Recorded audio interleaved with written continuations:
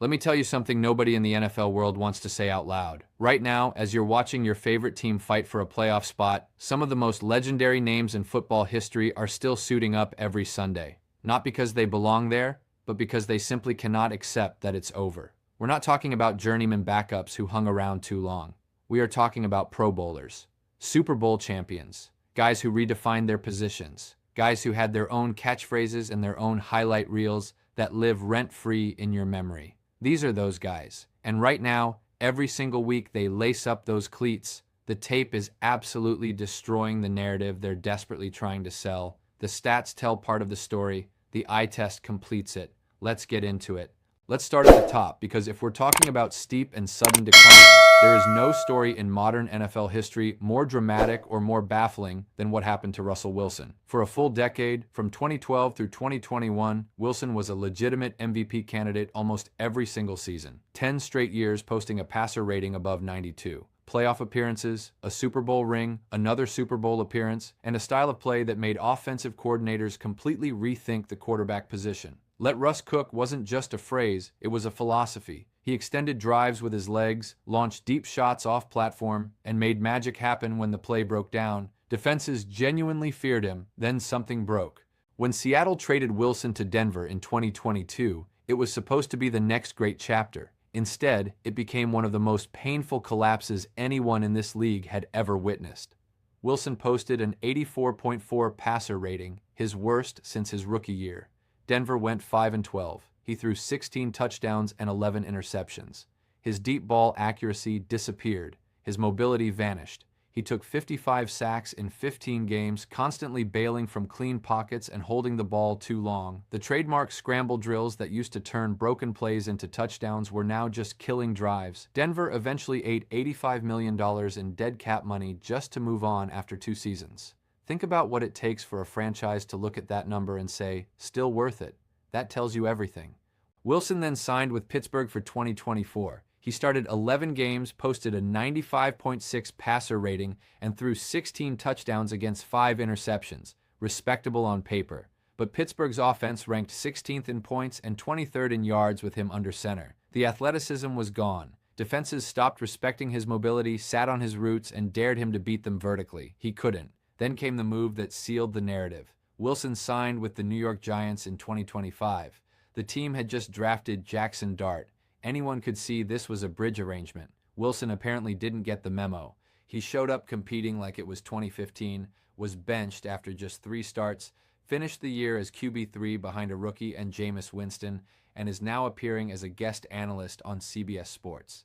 His completion rate through his Giants starts ranked 5th worst among all qualified quarterbacks. Pro Football Focus graded him 24th out of 36 qualifiers. A former NFL insider told Fox Sports flatly, he's a backup.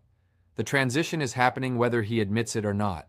Aaron Rodgers is the most complicated case on this list because the talent never fully disappeared. It just got buried under age, injury, and a staggering unwillingness to accept any personal accountability. At his peak, Rodgers was arguably the most talented quarterback of his entire generation. 4 MVP awards, a Super Bowl ring, a 103.6 career passer rating, 4th all-time. For nearly a decade in Green Bay, he was simply untouchable. The arm talent was generational. The play extension, the Hail Marys, the throws into windows other quarterbacks couldn't even identify. It was a masterclass every Sunday.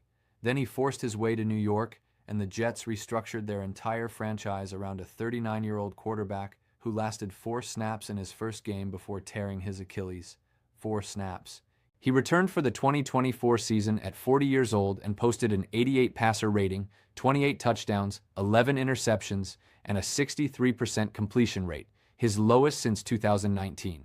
The Jets went 5-12 in his starts. The Achilles robbed him of whatever lateral movement he had left.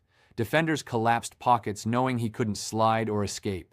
He was sacked 40 times. When things went wrong, Rodgers publicly blamed play calling, blamed receivers, pointed fingers everywhere except inward. The Jets fired both their head coach and offensive coordinator that season. Full organizational implosion.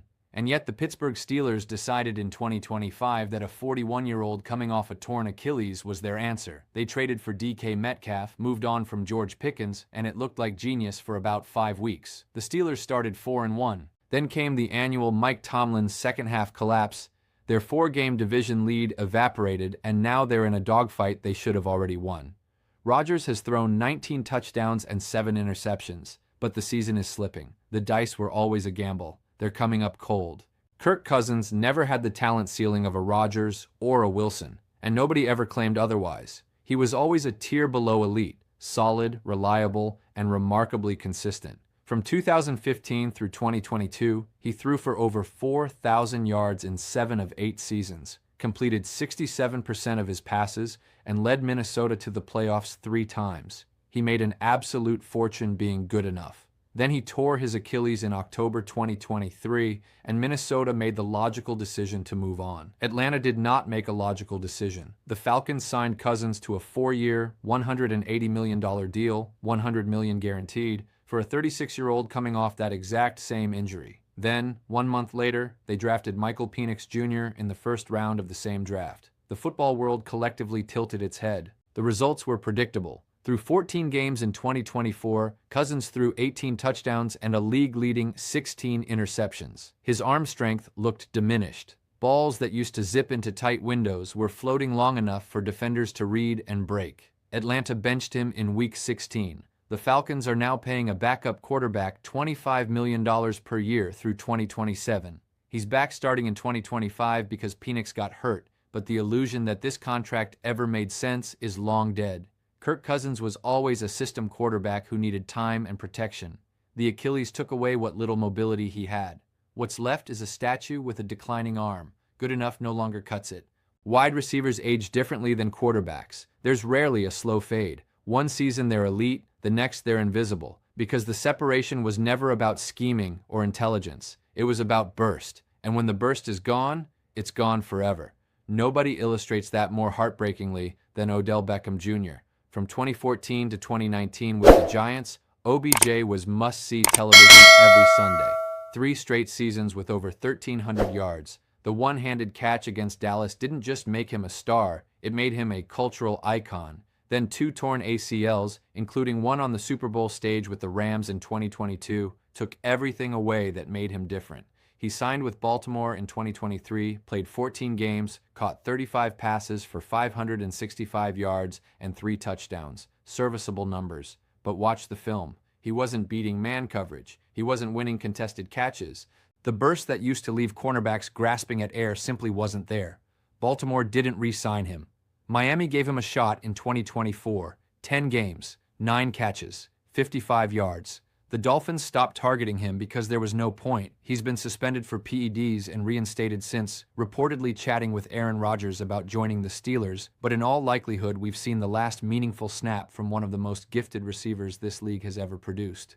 Cooper Kupp's story is less dramatic but equally final. In 2021, Kupp was the best receiver in football, period. 145 catches, 1,947 yards, 16 touchdowns. He won the Triple Crown and Super Bowl MVP. His route running was a clinic. Then injuries piled up, and by 2024, he had 67 catches for 710 yards with a 7.1 yards per reception average, the lowest of his career.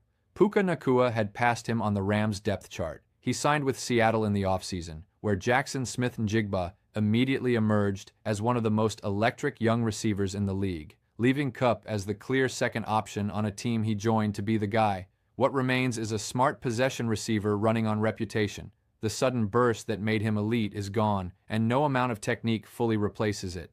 Brandon Cooks represents the slow fade version of decline, so gradual you barely notice until you look up and realize you're watching an entirely different player. 5 teams in 12 seasons. From 2014 to 2018, he averaged 15 yards per catch and was one of the most dangerous vertical threats in the game. By 2024 with Dallas, that number had dropped to 10, with just 1 catch over 30 yards all season. Dallas quietly stopped trusting him with vertical routes and used him exclusively underneath. He signed with New Orleans for 2025, the city where it all started, and is averaging 8.7 yards per reception through 10 games. The Bills just signed him. We'll see how that goes.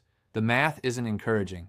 Deebo Samuel's decline happened faster than anyone expected because his peak was so uniquely explosive. In 2021, he was a Swiss Army knife that defenses had no answer for. Over 1,000 receiving yards, 6 receiving touchdowns, 365 rushing yards, and 8 rushing touchdowns. San Francisco used him everywhere, and he wrecked every alignment. Then the hamstring issues started, the burst faded, and by 2024, he had 51 catches for 670 yards with just 3.2 yards per carry on rushing attempts. The 49ers traded him to Washington before 2025. He's currently averaging 8.9 yards per reception for the Commanders as a possession receiver. Useful, but a fundamentally different player than the one who made defensive coordinators lose sleep in 2021.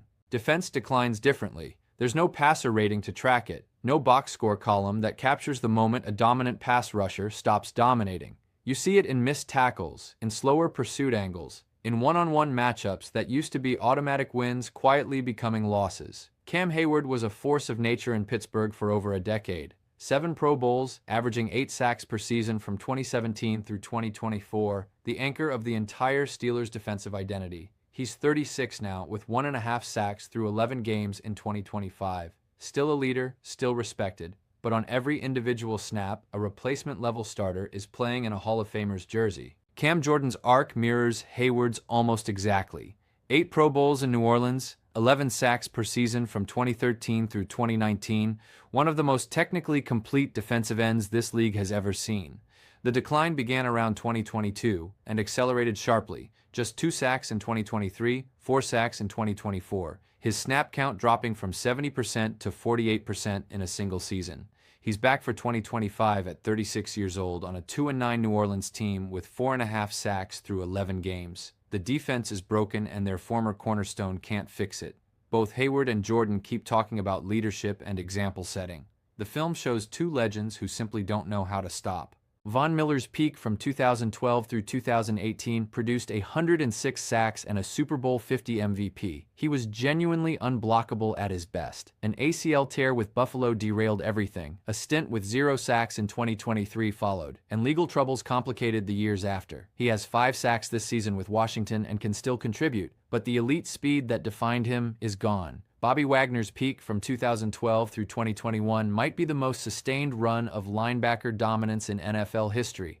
8 Pro Bowls, a tackling machine, a defensive signal caller who elevated everyone around him, and a first-ballot Hall of Famer without any real debate. You could see the first dip in 2024 with the Commanders. In 2025, the dip is a step. He's slower in coverage, less explosive in pursuit. The football intelligence never leaves. The physical tools required to execute at his former level are fading in real time. And then there's Travis Kelce. This is the one that truly hurts to say, because Kelce is still on the most successful franchise in football, which makes the decline somehow more confusing to process. From 2015 through 2023, Kelce wasn't just one of the best tight ends in league history. He was one of the most dominant offensive weapons at any position in the modern era. 7 straight 1,000-yard seasons, 8 Pro Bowls, 3 Super Bowl rings, too big for corners, too fast for linebackers, too smart for any zone ever drawn up to stop him. He and Mahomes built something that transcended individual greatness. The 2024 season removed all remaining doubt about where he was.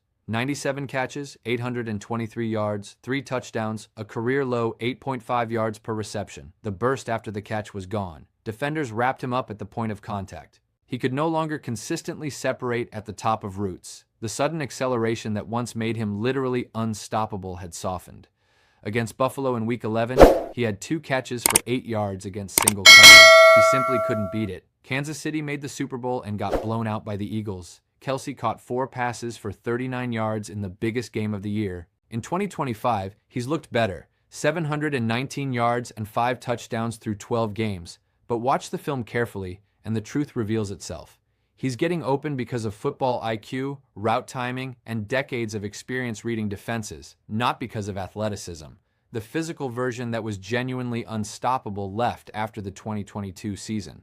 What remains is a smart veteran who finds soft spots in zones and benefits from the attention Mahomes commands, still contributing, not the same player. And the hardest thing about being Travis Kelce in 2025 is playing every week against the memory of who he used to be. Here is what ties every player on this list together. It is not the declining stats. It is not the unflattering film. It is the gap between what the mind believes and what the body can still execute. Russell Wilson still sees the dual-threat franchise quarterback who won a Super Bowl in Seattle. Rodgers still talks like a man who just needs better receivers. Cousins still accepts contracts designed for a player who no longer exists. Odell still thinks he can separate on a cornerback at 32. Kelsey still talks about championships as if it's 2019. The mind is always the last thing to go. And in professional football, the gap between what your mind believes and what your body delivers is measured in sacks, picks, missed tackles, and losses. The hardest truth in all of sports is that everyone declines. The speed disappears, the explosiveness vanishes, and one day you wake up and you are genuinely no longer that player. These athletes gave everything to this game, their bodies, their time, their health. Some of them gave us moments we will remember for the rest of our lives. The one-handed catch, the Hail Marys, the Super Bowl rings. And now the game is taking everything back, as it always does, with complete indifference to legacy or reputation. None of that makes watching it any easier, but it does make it worth talking about. If this video gave you something to think about, hit that like button right now and drop a comment below. Who surprised you the most? And is there someone I missed who deserves to be on this list? If you want more unfiltered, no punches pulled NFL content every single week, subscribe to this channel and turn on notifications so you never miss a video. See you next time.